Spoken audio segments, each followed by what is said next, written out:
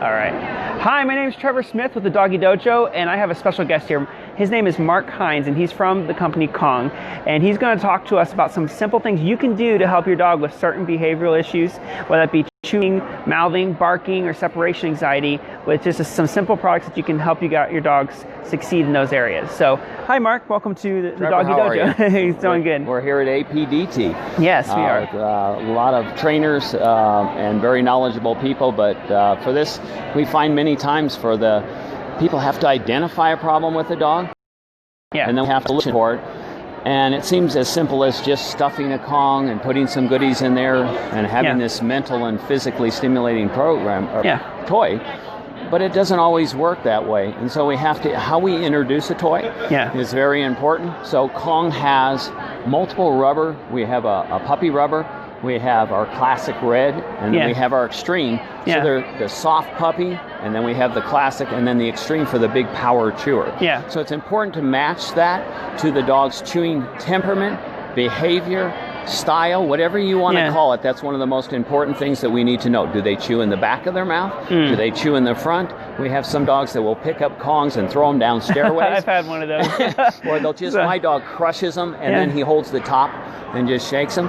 But if you were starting a dog, and I'll just have some Kongs here that we can show. We just have a red. It's the red classic T1. That is our mainstay. Here is a smaller K2, which is our extreme rubber. And then we have our puppy rubber. So many times with many dogs, and remember this too, it's so important about this with the puppy rubber, it's not necessarily for a puppy, Trevor. It can be for a dog that's older that just never moves on to the red or the black, and particularly small breeds. Let's talk about Yorkies, Pomeranian. They may have a puppy rubber their entire life. So it's not just you go from the puppy when they're puppies and then go to the red. It can be all through their life. It's finding what's right for the dog. So then if we're going to stuff them, when we start stuffing them, what I want to create for all problems, a solution to all problems, is a routine. And so the most important thing there is making sure the dog wins.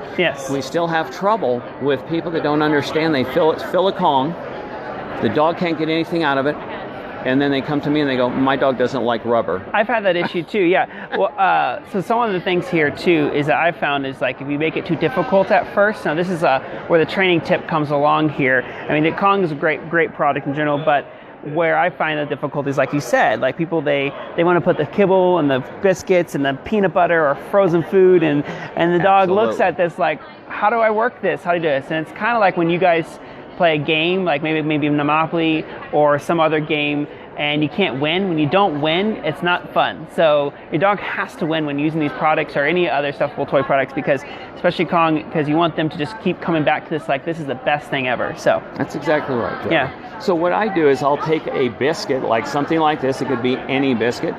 It could be, I travel a lot internationally, so some places may be carrots, maybe green beans. It could be whatever they have. We use cream cheese. We use Greek yogurt and chop up chicken and put it in. Healthy. But if I were to start with just something that's a treat, I would break it up in pieces and have it be in small pieces. And then I'm going to just load it into the Kong. And I'm going to, while I'm doing it, this is so important. While I'm doing this, I am engaged with the dog. I call the dog by name, maybe Joey. Joey, come here. Oh, and rattle the paper. Here's the treats I have. I'll rattle them up, and I get them excited about it. That gets my dog so excited all the time. And maybe even a little whiff. I'm like, whoa. And now the dog is like, whoa, what are you doing? And they get excited about it, and that's exactly what we want. So then we're going to put in the treats just into a little And they're just there watching like, oh my gosh, I want those right now. And it's so important to break them up really small. And then I'm always going to use what we call a primer. So I'm going to use something like peanut butter. And I'm just going to put just a little squirt. If you notice, I didn't empty the tube. This may be 20 servings. And what it's going to do is ignite the dog to try and get something out of it. And then we're going to put it down, and hopefully that dog, we're going to even sit down on the floor with them and encourage them maybe. And then let them go along and learn and start easy. And then we can make the puzzle harder and harder and harder, and by the way, we never get credit for how much fun it is to advance and have the dog where they're winning at high levels. And though this is a toy product in some circumstances, you see this in the toy aisle, I really find it as a really great training tool, because it's a training, and I hate to use the word tool because it's actually such an I think it's a good word. You think it's a good word because it's such an enrichment item. It really helps the dog learn and use their mental brain. We talked about that earlier this morning on the show about engage your dog mentally, and this is a really good thing to engage your dog mentally. But yeah, you think it's a good way to say it's a tool? It is. It's a tool because we're using it for solutions. It can be a tool for stuffing. It can be one, some dogs just like to chew on it because it's 80% natural rubber. Yeah. When we're in the military and police world, they're using it as a reward for finding something of a drug, an explosive, and so they don't usually stuff them. They're using them strictly for that drive. And we can never forget that the erratic bounce of the Kong, and when it was invented by Mr. Joe Markham, who is here at our show, it came from a dog named Fritz and Joe working in an auto place. A Volkswagen van is where the dog Fritz found a part which was an axle stop, which looks like our black rubber, and he started playing with it, and Joe, being the inventor he was, he said, wow, and he started to change it just a little bit and turn that piece, that axle stop, that part, to a 1967 Volkswagen van into the world famous Kong. That's so crazy. And so it was actually a solution. His dog that he had was a retired police dog. And so he's sitting in a shop, a repair shop for Volkswagens. Yeah. And he's bored to death. Exactly. And so he started chewing on rocks and tin cans. Yeah. And he was wearing his teeth down. Yeah. So the very first part, or the tool, was an axle stop, but it was used to solve a problem. Yeah. And Joe saw that this dog, this powerful police dog, who then loved it, and then he would throw out the erratic bounce and everything that goes with it. But it really wasn't until later that we realized the benefits through certified applied animal behaviors. People like Ian Dunbar, who is here, and who started stuffing them. Yeah, that was the start. Interesting story about that. This is really cool. If you don't know Ian Dunbar, you should check him out. It's awesome. Interesting story. He was there was a problem with the separation anxiety. So this is one of the things, one of the great things. If your dog has separation anxiety, these can be really great solutions. So, and with separation anxiety comes a lot of barking behavior, so this is one thing that helped out with it. But what was a real interesting study, he was trying to actually stop dogs from chewing up so much stuff when they had anxiety about separation anxiety. And so obviously with the dog wanting to be barking for anxiety and also with chewing, the Kong solved both. And it actually decreased barking not only when the dog was separated from the owner, but when the owner was with the dog after they've had enjoyed a Kong.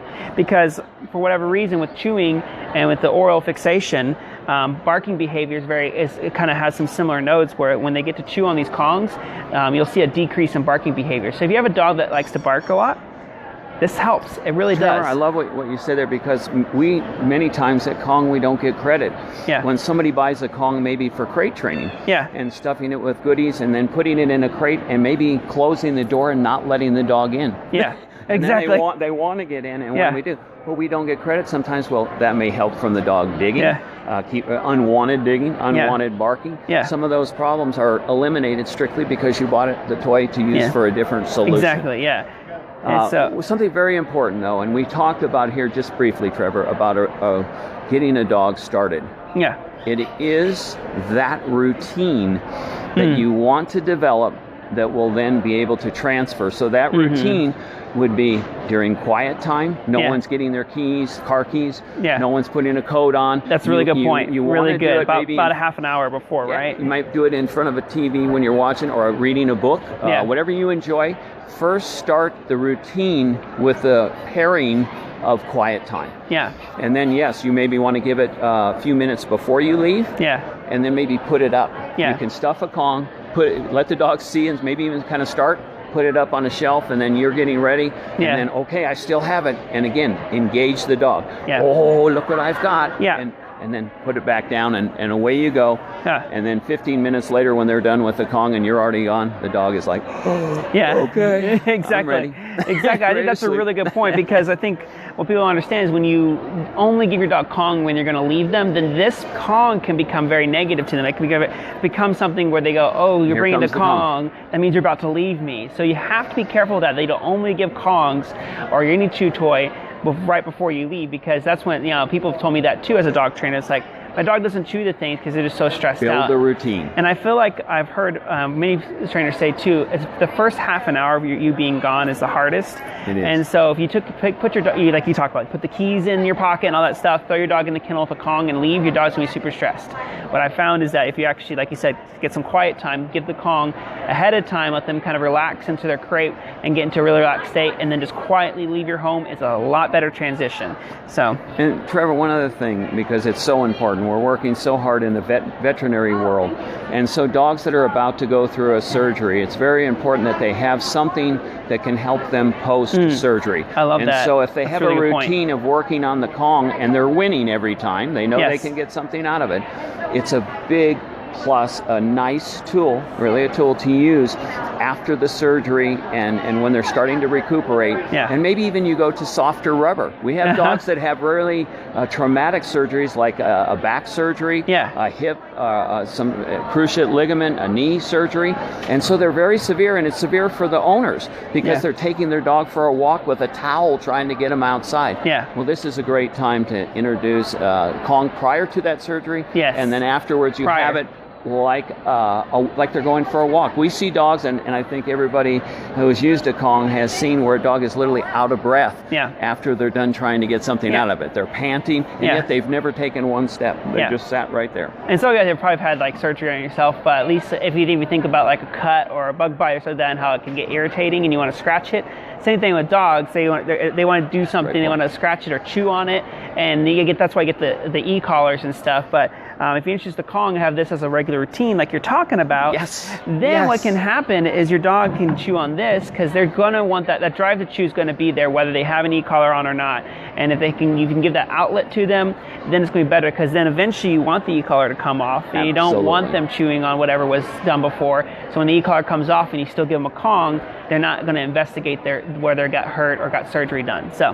And so since you would already have worked with the dog with stuffing the Kong, maybe the ultimate is after a surgery to put a little cream cheese or a little Greek yogurt, chop up some very Kentucky Fried Chicken. That's one of my favorites. KFC. Cut them up in pieces. Put beef hot dogs. And then freeze it.